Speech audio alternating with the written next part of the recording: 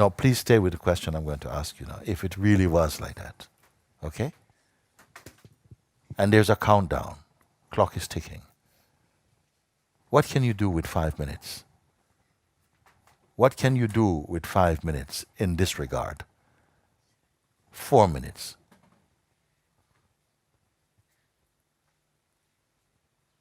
3 minutes. 2 minutes. What can you achieve in 2 minutes?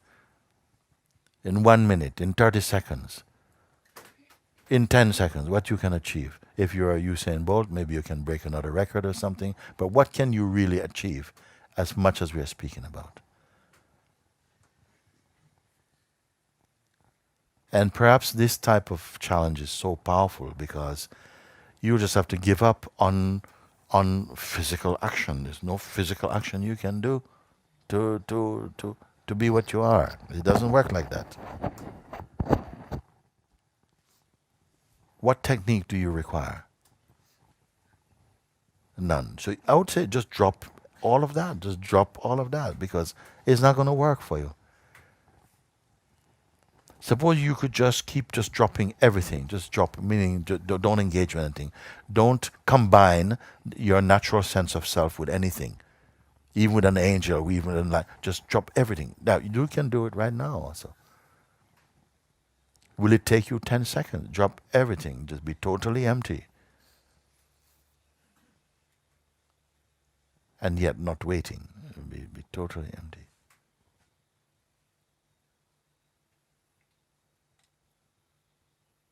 Drop even the one who drops even.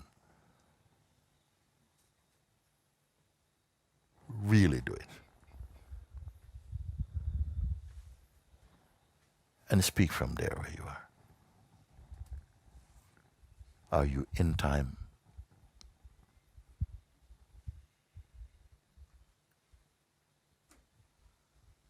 No, you have to do it. If you drop all your associations, even the most precious thing for you right now in 10 seconds. Maybe some of you are traveling away from home. If you had, 10 minutes, 10 seconds, there isn't time to even make a proper phone call. Say, bye-bye, darling, I'm going. Okay? Can you bear that?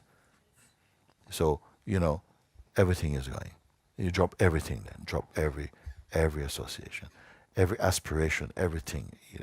If you drop right now, what remains that cannot be dropped?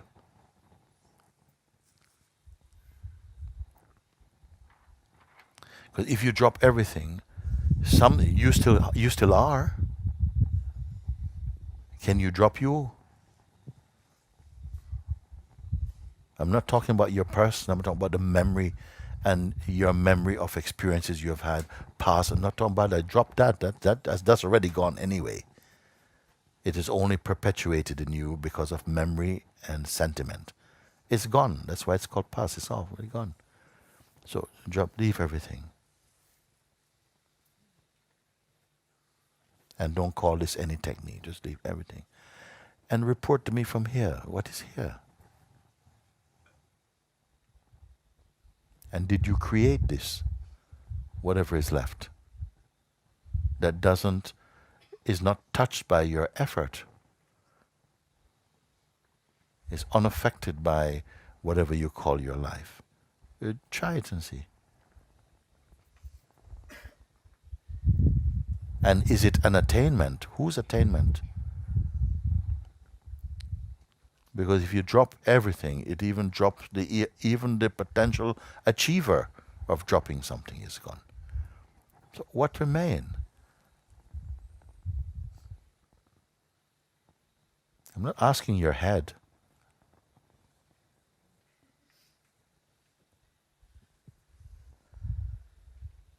So if that remain,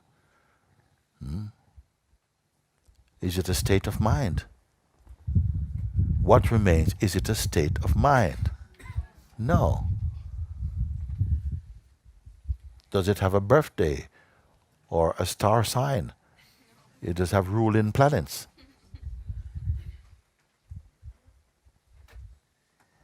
That is yourself.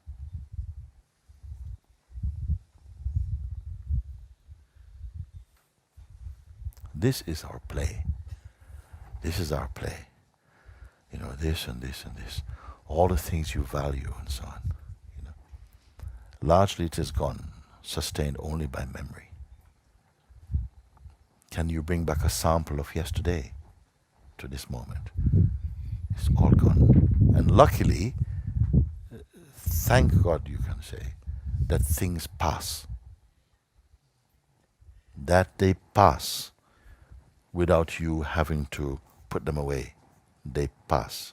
Everything passes. Except one thing. Find what that thing is that doesn't pass. And you have won your freedom.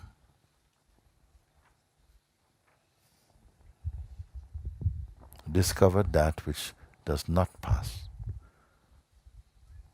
It is not on the radar of time. And where is it? Where is it located? Where is it, that which I speak of? Where precisely is it? All your talk about this and that and your meditations and stuff is just in the theater of consciousness, momentary and fleeting. Discover that which carries no story, no history. How far will you have to go? And your first step is taken in what direction will you go?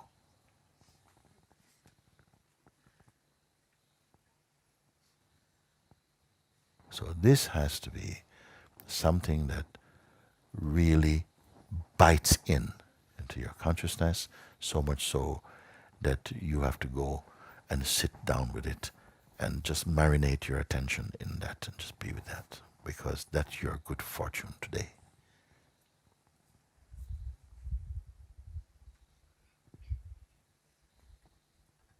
As you begin to discover this, you will not have room for anything else for the moment.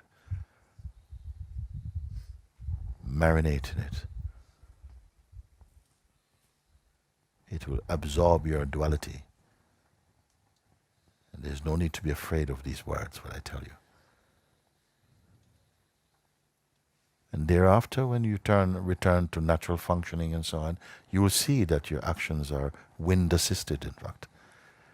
Something is, your discernment will be so that previously expressed actions and intentions, which were a waste of time and an hemorrhaging of your attention, that will stop. You will not be living life. You are life. And the flow of it is perceived within your own being. These are things that I cannot put them down in some textbook. It doesn't need to be. You don't need to remember any little part unless it's something that is so quintessential that when you remember this, everything is captured in it.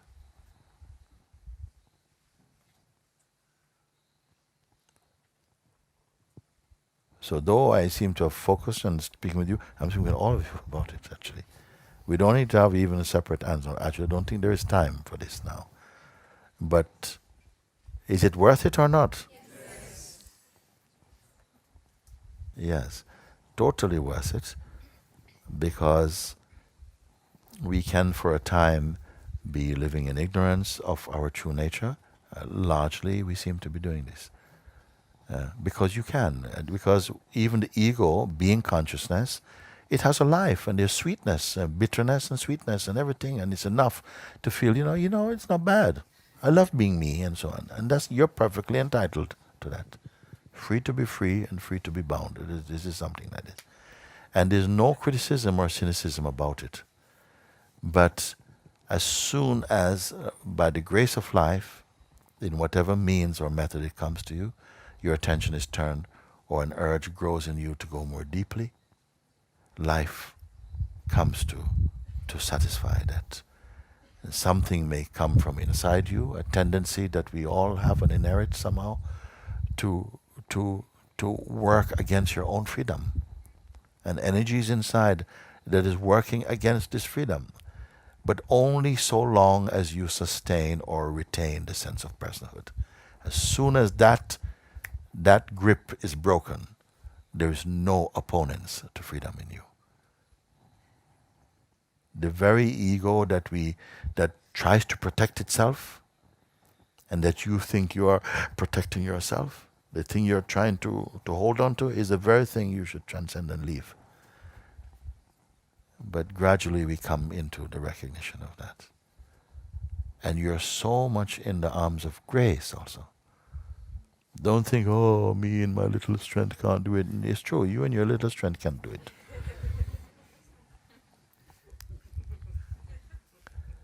Rumi says, the one who brought me here must take me home.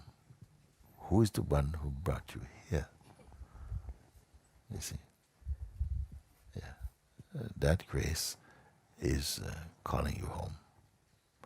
And where is home? In which direction is home? You and home are same thing. You and home are same thing. Until you discover this, your home will be bricks or boards or something. It will be a place.